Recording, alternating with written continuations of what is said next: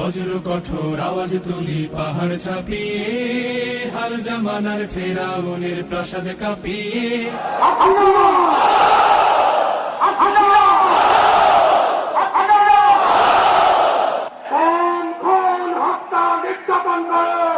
আওয়ামী লীগ বাংলাদেশকে একটি ব্যস্ত রাষ্ট্রে পরিণত করেছে।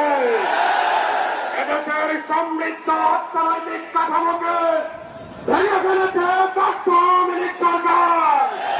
এই শান্ত শীতল ভূভাগে যে আগুন ধরালো, ভাতৃপ্রতিম সমাজ ধারায় হিংসা ছড়ালো, সেই স্বৈরাচারীর দের কবর রক্তে নাচুক তপ্ত খবর, প্রাণ যদিও যায়।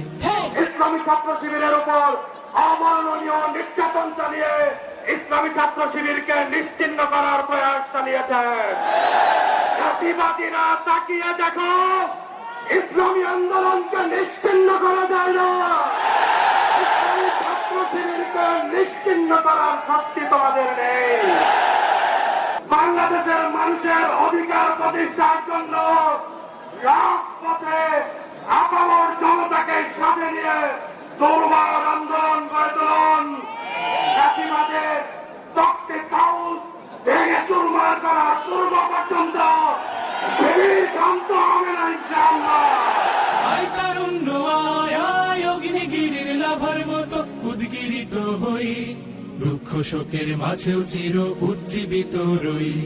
আজকের এই সমাবেশ এই সরকার পেশিবাদের সরকারের পতনের জন্য।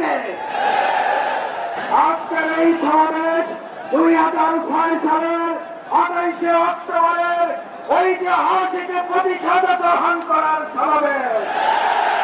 জনগণ জানাতে এসেছে শহীদের রক্ত বৃথা যেতে পারে না।